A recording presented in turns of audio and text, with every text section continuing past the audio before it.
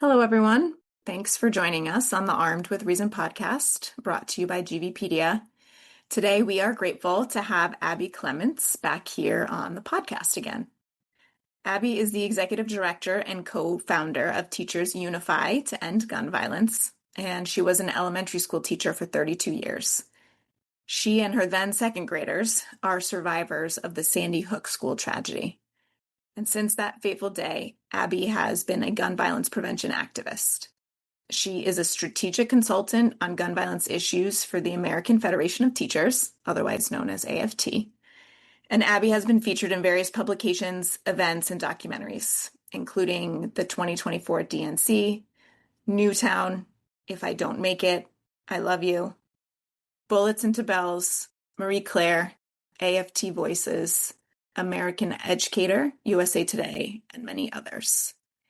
And we also heard that Abbey recently retired, so congratulations for that too. Thank you so much for having me. Yes. I'll say that I retired from teaching, but still working for kids, just in a different way. Yes, good. Thank you for clarifying that. Absolutely. So we appreciate you coming back here again. It was about a year ago that we checked in with you last, and unfortunately, there's been a lot that's going on in the country related to gun violence.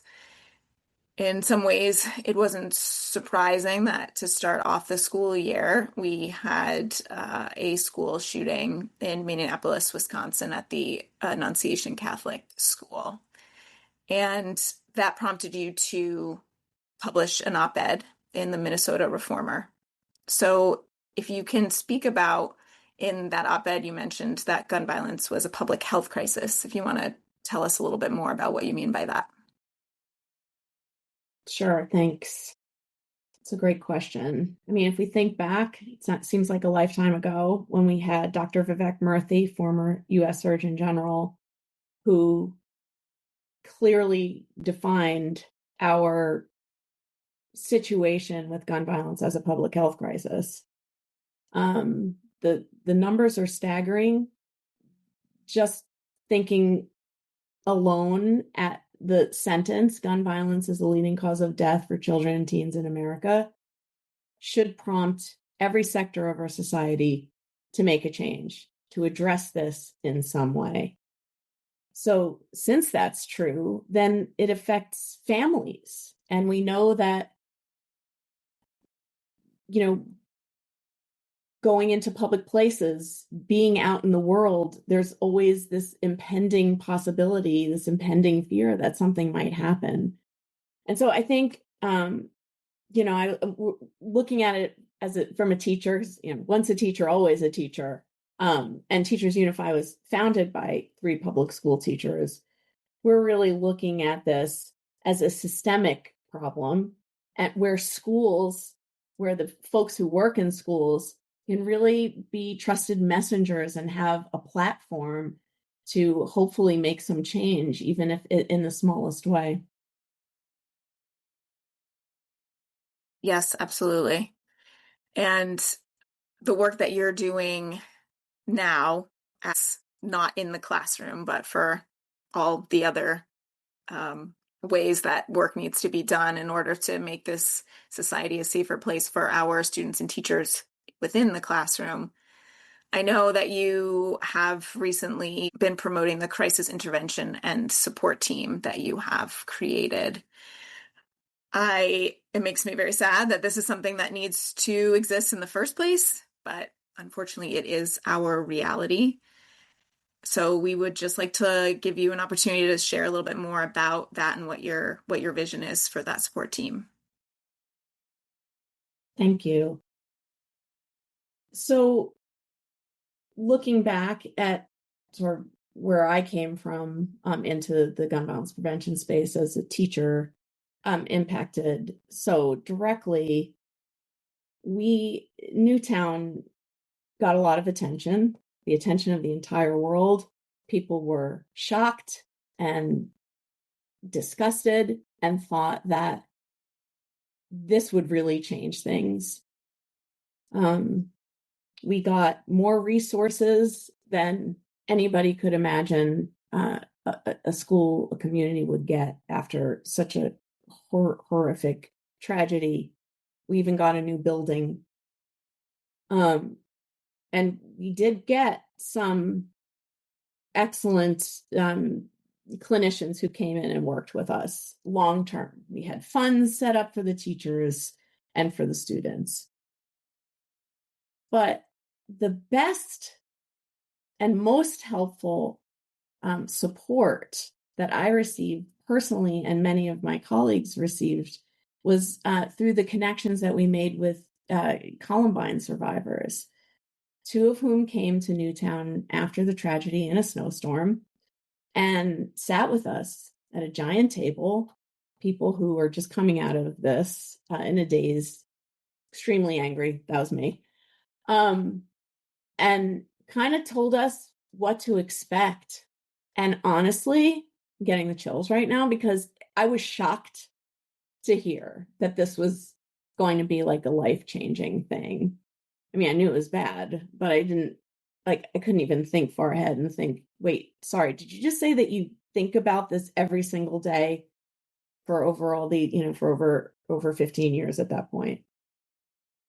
So that connection that I got that day and then had in the months and years following, where I could call one of them and say, how does this really work if you leave and go to another building?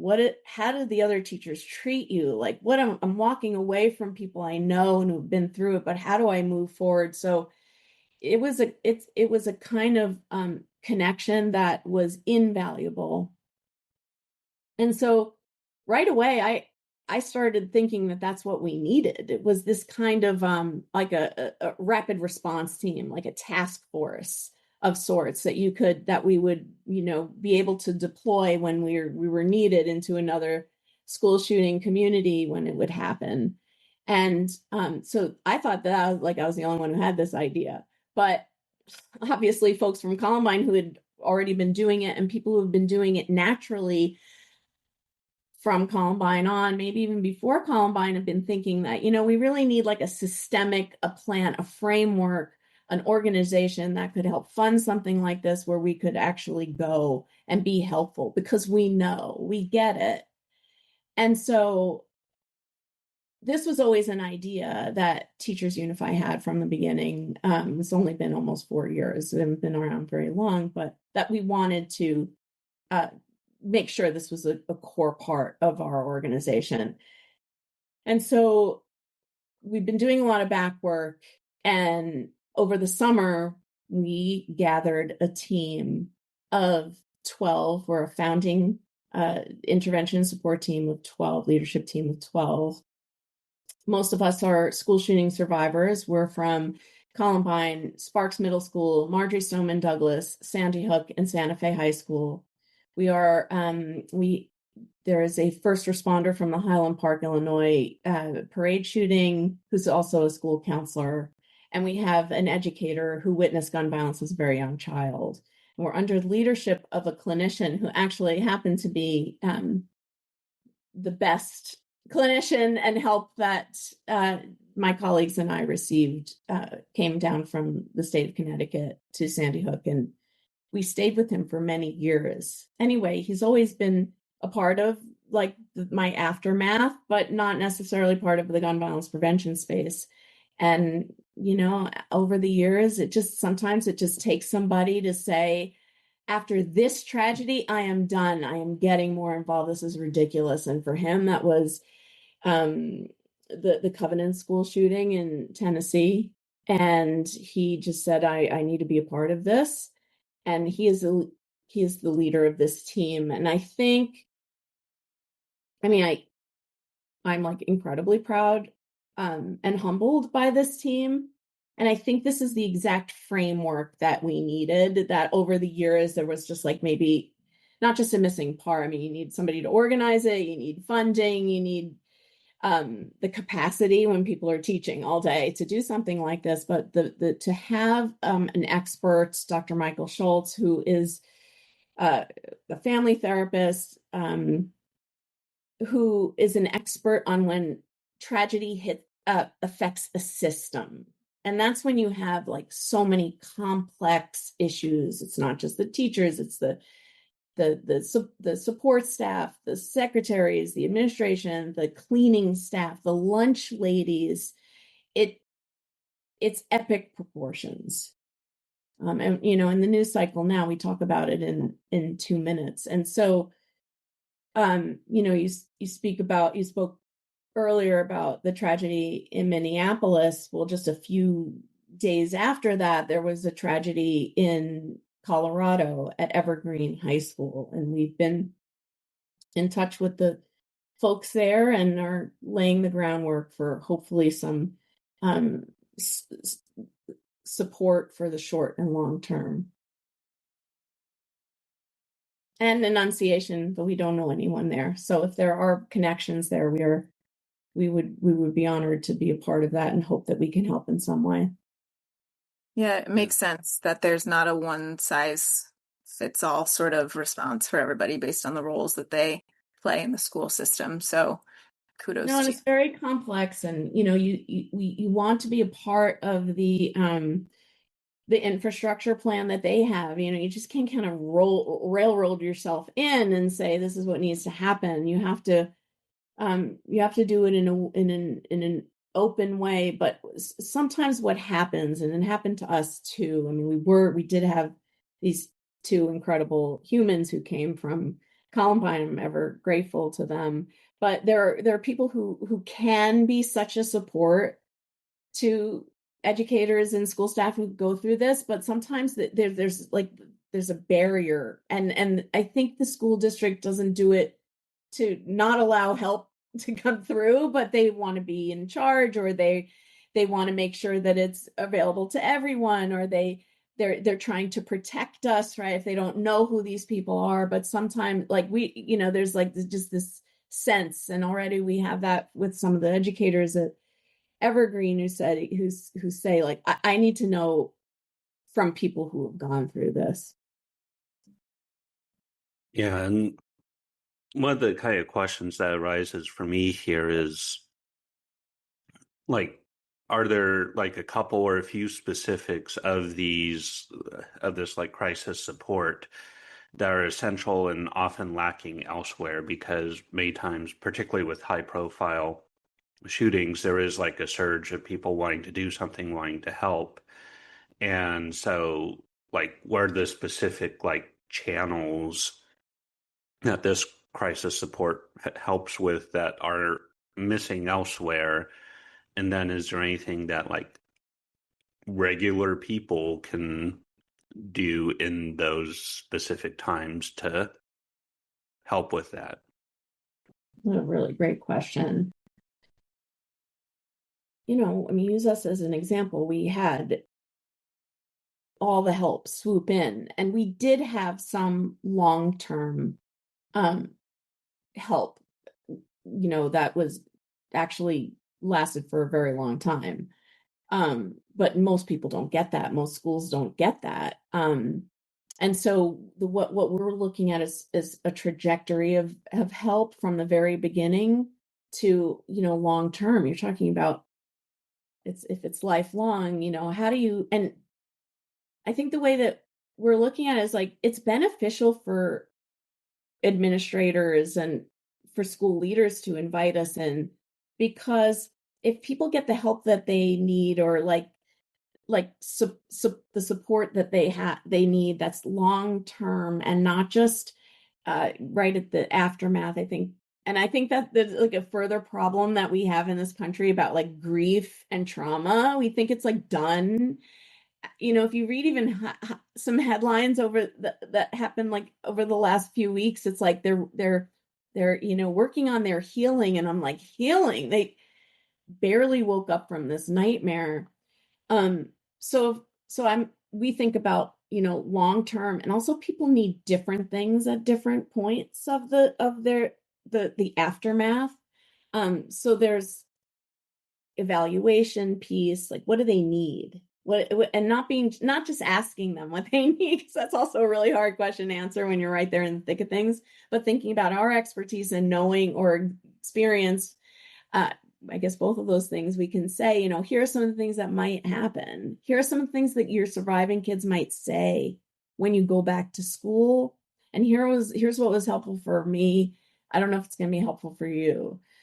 I feel like you also need to know that there are people there that you can count on, even if you don't call them all the time. You've got a few names out there that you can reach out to when you have that first fire drill or your first lockdown drill after.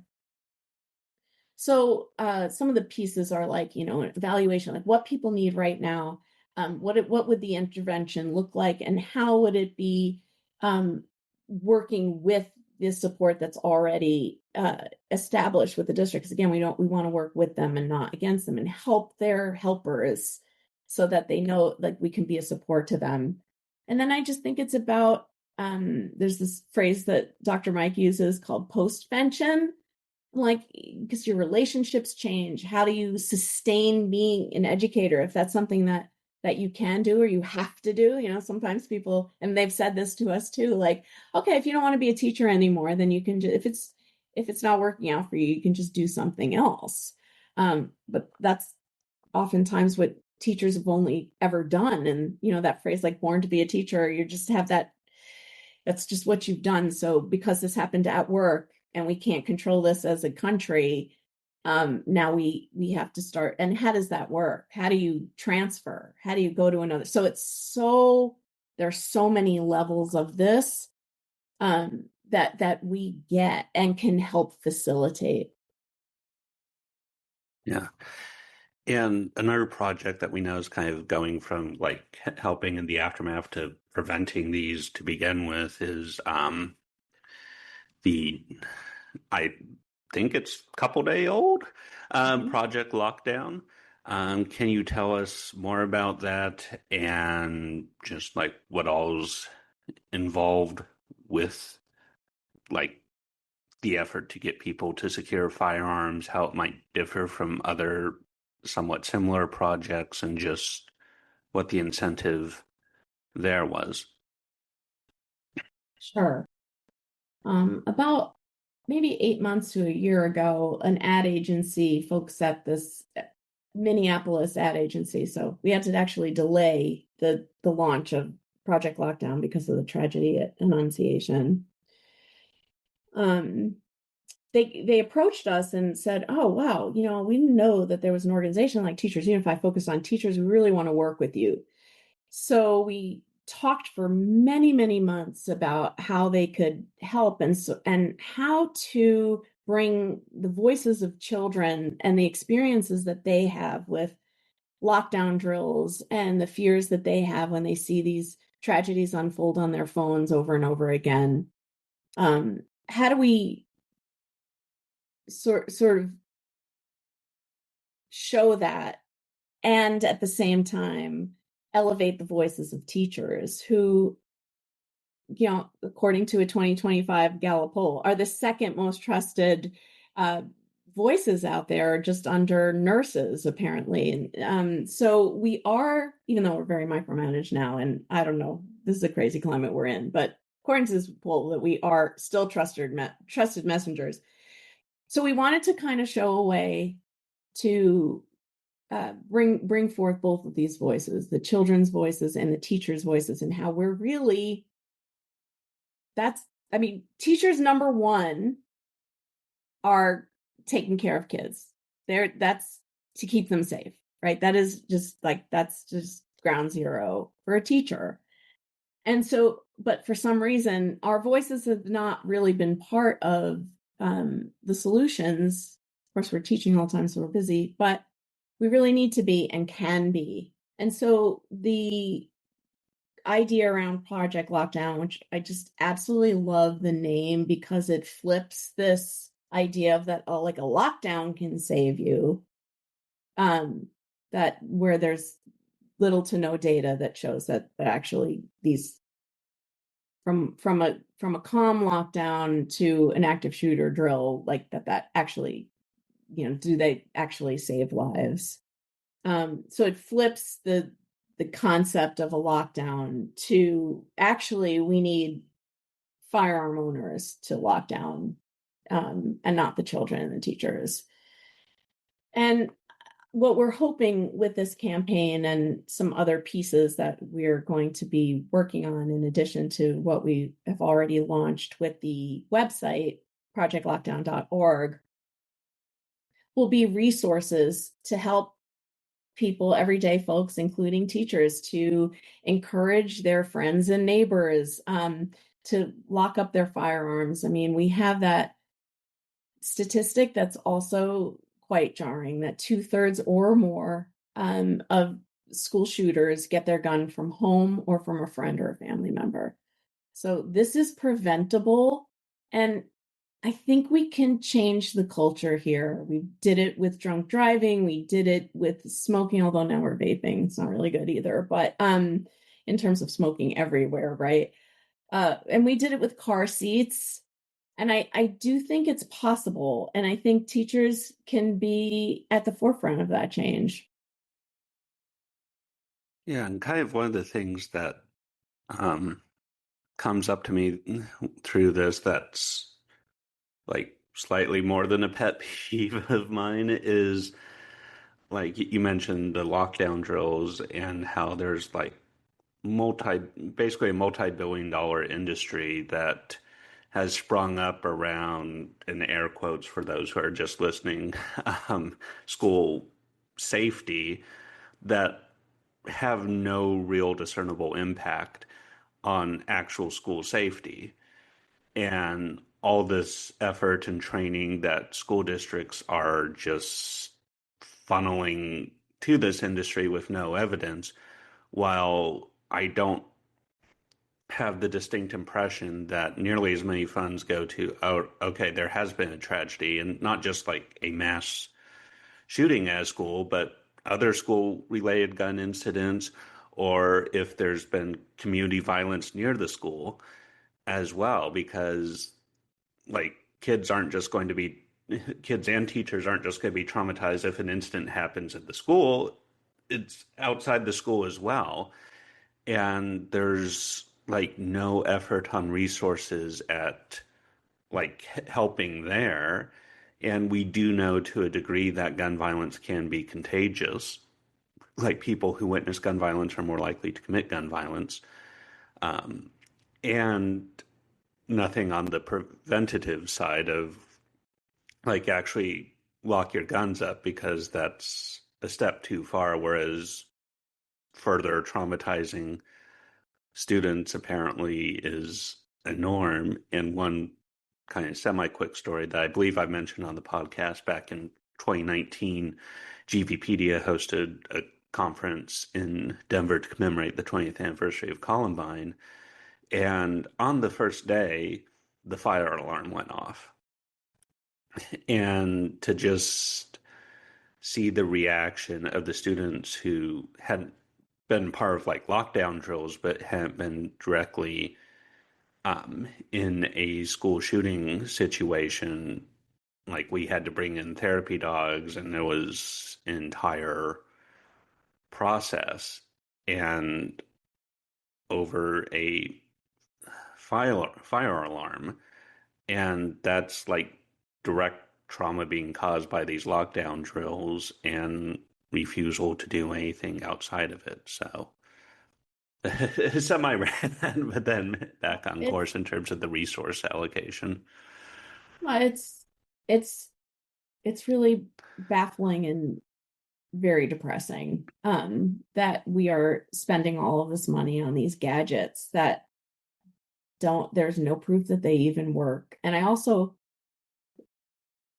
really hate, I can say I hate it when they talk about a tragedy and they say, well, because of these panic buttons, there were only 2 people who were killed. It's like, what are you even saying? And the level of trauma, we really don't, people don't see that, what you're describing, Devin, about what it's like for people to panic. And unless you have been in that, or I mean, I've met teachers whose students are so afraid of something happening.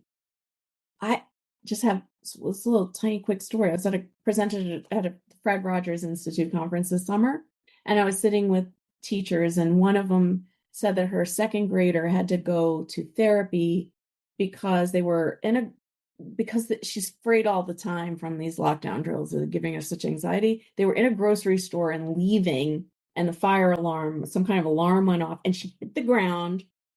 And she's like, there's a shooter, there's a shooter. This is a child. And this is what we're doing to them. And so I will never understand it. I do appreciate there are legislators who push back against some of these gadgets, like the supposedly bulletproof like clipboards that kids are supposed to jujitsu somehow and get the bullets to ricochet off of them. I mean, and people buy these things thinking, because people are desperate, because we refuse to make the change that's necessary. Yeah, it's like, could we be more responsible with guns? Nah, let's instead turn our teachers and students into fighters with bulletproof vests and stuff. And like, it's the very definition of insanity, and it's having a major impact on mental health as well. One of the other aspects of safe storage that I wanted to touch on is its role in preventing thefts. As we know, more than 400,000 guns are stolen annually, and a lot of those are from cars, a lot of them are from homes, and just people leaving guns unlocked and just out there ready. And those guns end up at crime scenes across the country. So does Project Lockdown message around that potential aspect of safe storage, and how do you go about that? Yeah, we're just coming up with ideas at that to address the kind of pervasive lack of commitment to lock up a firearm. If you talk to a group of people, I have two leaders who work with Teachers Unify, and I was on a podcast with a teacher. All three of them have had experiences as a child where there was an unlocked firearm around the house or available that almost could have been involved in a tragedy that involved them. And almost everybody has a story like that. My father-in-law has a story like that, where he was outside target shooting with his cousin, I think, and there was like a moment where he thought he accidentally could have shot him and never picked up a gun again. So we don't talk about this enough. Both the theft of guns, I mean, that number is staggering, and the unintentional shootings that happen because of guns laying around at home. So I know we have to get beyond like literature that says, or an email that reminds people to lock up their guns, but I feel like at least if you're getting the messaging, I think the idea is that we get it like from lots of different places, from your workplace, like, hey, if you have a firearm in your car, it has to be locked. I don't even know how you lock up a firearm in a car, but that has to be done, or you're not allowed to have them in our parking lots, or it has to be everywhere. It has to be where the kids go to school, where they go to camp. Like if you're going to be visiting, you need to leave. It just needs to be part of, we have to normalize the expectation, because until then, the occasional literature that you might get, the feeling is like, oh, that's not their business. I can do whatever I want. This is my freedom. Why are they asking me about where I'm keeping this? But if it's everywhere, it's at the doctor's office, it just becomes part of what's expected when you go to places where there's somebody telling you what to do and what you expect, then I think it'll be more normalized. And I think we can do that. It's not an us against them. There are gun owners out there who are committed to this, and they share this. Think about when you send your kid to a play date, making sure that the firearms are locked up. All this is not the norm. And we've been talking about this for over a decade, and I'm sure way before that. But we're still not to the point where this the narrative is. That's why I feel like teachers, school leaders, we have more states that are requiring the dissemination of this information several times a year. And that's where I think we need to be, where, I mean, at least in schools, right? 3 to 5 times a year, conferences, special events, beginning of school, around the holidays. It makes sense that it would come from schools. So I just think we have to get there, because I don't know if legislation we have a route that way. Yeah. Well, and also making things slightly more challenging is that there's states on the opposite end that are like, oh, you need to teach about how guns are awesome. And How is like this yeah, a thing?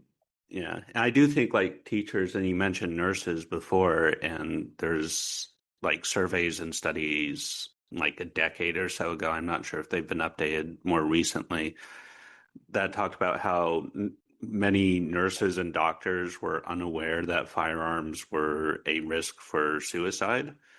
And I'm kind of wondering whether there might be the same like lack of awareness among many teachers, simply because teachers are overwhelmed with everything to where it's just not an issue that comes up unless there's direct experience, and to where like there's the almost like the education of the educators sort For of sure. thing. No, I think you're 100% right. And that's another important initiative of Teachers Unify, is to help empower educators on this issue. They are experts of kids. And unfortunately, we don't always see that ourselves that way, just because of the way things roll out, right? And what we get blamed for. But if you have a superintendent, or if you have a mandate from the state, or you have a strong superintendent who is implementing, information about secure firearm storage, then teachers, it allows a pathway for teachers to speak up on this. If you don't have that, there is no way on earth a teacher is ever going to say anything about it, because they won't feel supported. They won't feel like, if that parent came back, and said, why is the teacher talking about this? But we're talking about, safety and the children's lives. So we absolutely have to have it come from the top. And unfortunately, we don't even have it in Connecticut, which I think we should have. Yeah, one idea that just kind of occurred to me, courtesy of a conversation I had earlier this week with college student by the name of Brady Rowland, who's also on a couple boards as well, and student survivor, having gone through things. And she's been doing research on incidents of like guns near schools, like within 50, or well, not like, I think it was more like 5 miles or something, and then how it impacts. And I was just thinking that that sort of data, because it's going to be hard to find any school unless it's like in the middle of nowhere, Wyoming, with 3 students. Like, that's not going to have some form of gun incident nearby. And those can be like learning that can provide incentive for the school administrators and such, that like, hey, we've had these incidents nearby. Use like use those to say, like, as an incentive to be like, we should lock up guns and stuff, and this is part of that because it's happening in the community around. So I think that's one way that the data, and then having teachers supply that as like, hey, these are happening in the community. It can provide an incentive to like talk about locking up guns and other resources and such. So Yeah, just that's an important part, that because people can just dismiss the low percentage rate of school shootings. But I hate that argument. Well, I hate when people, that all the school shootings only make up, I don't know, 0.2% of, but what they're not thinking about is the impact, the number of kids who've been impacted and then the family members. But to your point about just outside the school gates, actually there's a recent article from the Trace that we use this statistic quite a bit, that there is an average of 57 incidences of gun violence every single day in or around schools. And I think that's a clearer understanding of this crisis that we're in and the level of impact. And yeah, by saying, oh, well, we're not really talking, we're talking about like, you might not need this literature about locking up your guns, but think about if it's at the grocery store, it's at the post office, then it might reach people who won't want to do harm around the school. Yeah, I think your point about it coming from the top down is extremely relevant. And unfortunately, it feels sometimes like that's either never going to happen or it's so slow to happen. But for me, maybe it's about casting a wider net, right? Like I've been in places that are synonymous with, in theory, being safe for kids, like libraries, where they'll have gun locks just there with a pamphlet. Like there's no inquisition. Nobody's giving you a hard time about you being a gun owner. You just like quietly take the lock and go about your way. Or a pediatrician's office, right? Like a flyer on the back of the door or something when you're walking out. So if we can't trust leadership to take care of us, maybe we all just have to take care of each other. Exactly. One of the things that I've been wrestling with recently, and may have an article coming out in the next couple of weeks or so, is how to spread the word that guns don't make us safer, which is what the evidence overwhelmingly shows, and being able to center that point while still holding space for people who choose to own guns, and to discuss how to mitigate those risks once they become a gun owner. So saying like, hey, the safest home is one without a gun. Guns don't make you safer. But if you still choose to own a gun, here's the steps that you can take. And it often feels like to me that it's almost like this false dichotomy where it's like you either push the messaging that guns don't make you safer, or you push the like, here's what to do to make sure that you're safer with a gun. And like those messages are somehow at odds with each other, which I profoundly disagree with, and feel you should be able to have that two-step conversation without alienating anyone. And so have you kind of encountered this in your work, and how would you recommend navigating this? It's a great conversation, and I think it's an important one. And I feel at odds with it personally, but thinking about it, like where we are in a country with more guns than people, and the access is just so easy. So what do you do in that space? There are amazing organizations. Project Unloaded, I think, they do really great work to prevent people from the urge to buy a gun or to be interested in gun culture. I think that's a really important space that they're working on. But for us, and I feel like because of schools and communities and the number of firearms that are floating around, that we don't really have a choice but to talk about secure storage. And that I do see a potential, because like the numbers are so staggering, and it's like if they just didn't have access, especially when it comes to school shootings and into unintentional shootings.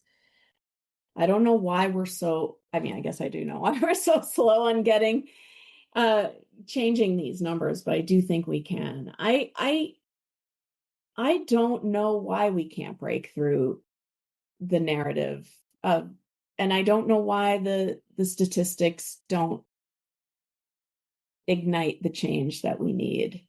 That we're 5 times more likely, you're 5 times more likely to get actually hurt by the gun or hurt somebody else by the gun if you have one at home.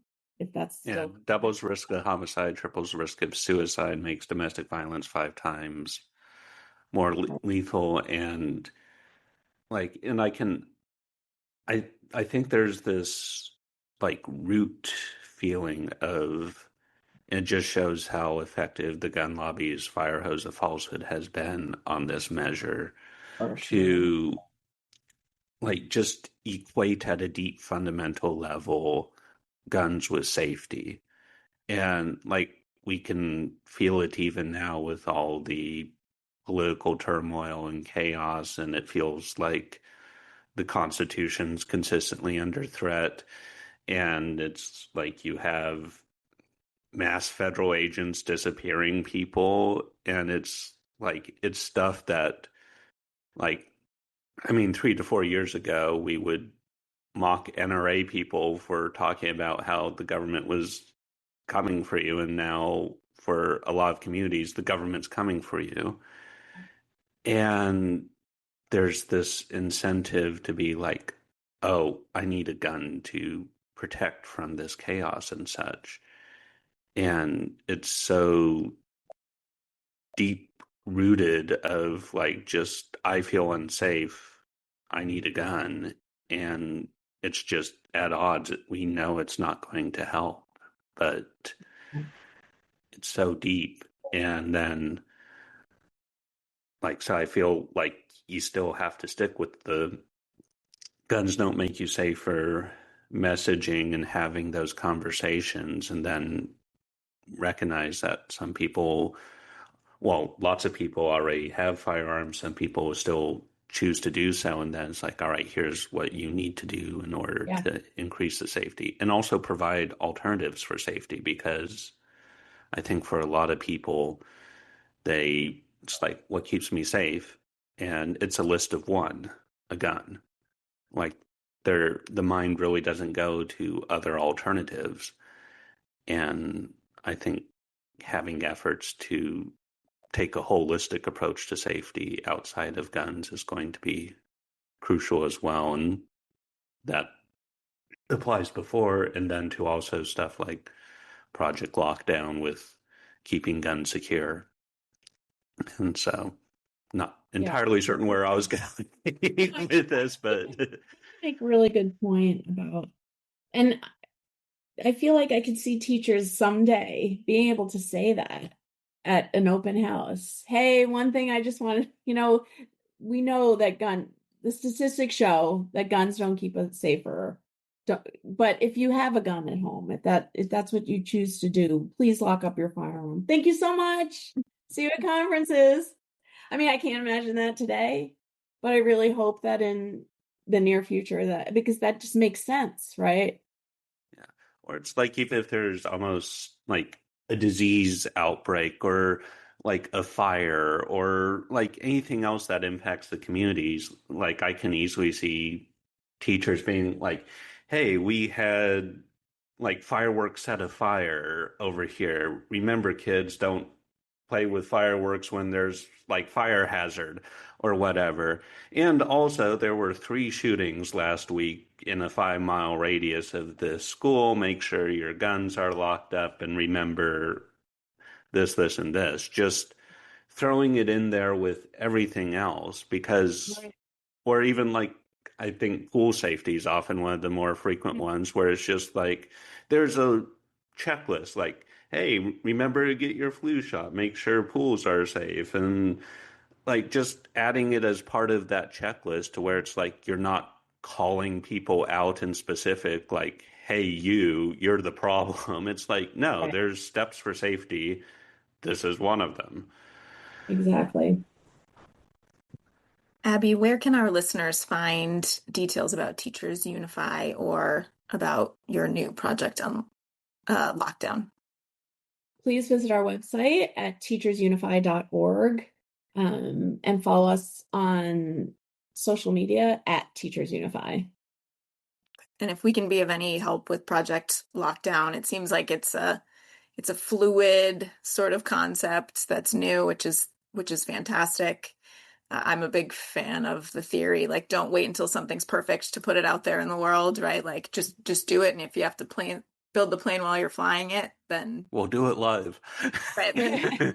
So No, please, thank you so much. I let I us am know. actually, really excited about some of the resources that are developing in my head, about where we can go with this. Like, just toolkits. Teachers just love that kind of thing. Like, how to approach your principal about, if your state doesn't have the information. Like, how do you get a meeting with the superintendent? Who should you go with?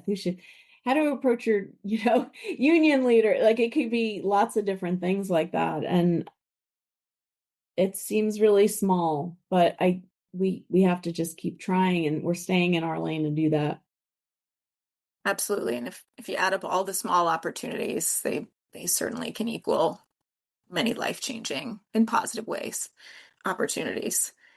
So thank you for joining us here today, and way more importantly, thank you for dedicating your life's work to our children, not only teaching them, but um, protecting so many of them when you were at school with them on that fateful day in December of 2012. And then now all the work that you're doing to keep kids and teachers safe moving forward.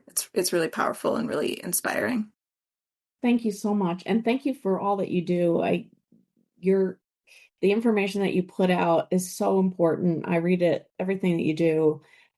So thank you for your really important work, and for having this podcast.